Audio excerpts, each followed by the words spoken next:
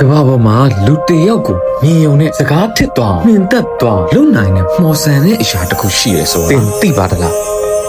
1980တုန်းက Goldman Sachs ဘဏ်ရဲ့ဥက္ကဋ္ဌဖြစ်လာမဲ့လူငယ်တယောက်ကရွှေ1 ကီလိုဂရမ်ဝယ်ပြီးတော့ညစာစားပွဲမှာထုတ်ပြလို့အဲ့ဒီမှာထူးဆန်းတာလူတိုင်းကလုံးဝစကားမပြောနိုင်ဘူးတက်ပြီးနေကြည့်နေအားလုံးကလက်ကနေပြန်ဝမချကြတော့ဘာလို့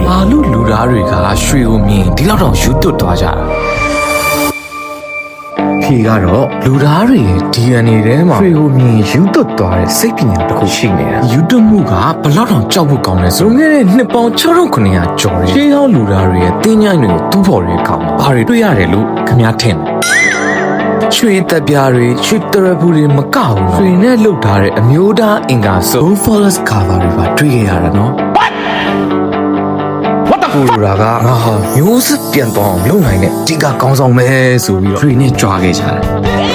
16ရာစုမှာတော့စပိန်ဘိန်းပါဒီနန်ကသူ့ရဲ့စစ်ပဲတွေကိုအမိန့်တစ်ခုပေးခဲ့ရွှေကိုရအောင်ယူခဲ့ပါဖြစ်နိုင်လူသားဆက်ဆံယူခဲ့ပါဆိုပြီးတော့လူသက်ခိုင်းတဲ့အထိရွှေကကမ္ဘာသမိုင်းကိုတွေးဆိုးစေခဲ့တာဒါပေမဲ့တကယ် plot twist ကဒီမှာစီးပွားရေးပညာရှင်ကြီးဂျော်မင်နကင်းကရွှေကသုံးမဝင်တော့တဲ့အရိုင်းဆိုင်တွေရဲ့ကျွင်းကြံပဲလို့သတ်မှတ်ခဲ့တာကြောင့်1987မှာအမေရိကန်ကဒေါ်လာကိုရွှေနဲ့ကြောတောက်နောက်ခံပြူတာကိုရပ်လိုက်ပြီးစက်ကူပတ်စံတွေစရိုက်ခဲ့ကြတယ်နဲ့စက်ကူပတ်စံတွေကအရန်ကိုပေါင်းပွားလာပြီးမာကြီးကမောက်ကမတွေဖြစ်လာတဲ့ဒီနေ့ခေတ်မှာဘာတွေဖြစ်နေပြီလဲအမေရိကန်ကိုမကြည့်တဲ့တရုတ်ဆော်ဒီနဲ့ရုရှားတို့တွေမကပတ်စံတွေရိုက်နေတဲ့အမေရိကန်ကိုယ်တိုင်ကပါရွှေတွေကိုအလို့ရပြန်ဝယ်ပြီးထူလောင်နေကြပြန်အောင်သူတို့ကိုယ်တိုင်ဖန်တီးထားတဲ့စနစ်သူတို့ကိုယ်တိုင်နဲ့အယုံကြည်မရှိတော့တာပေါ့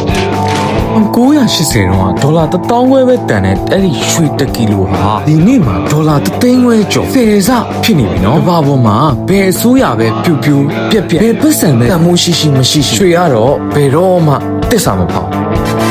အခုတင့်စီမှာပတ်စံပူရှိပတ်စံပဲစုမာလားရွှေပဲဝယ်ရမလားဆိုတာကိုယ့်ရဲ့အမြင်လေးတွေကို comment box မှာမှန်ပေးသွားကြအောင်နော်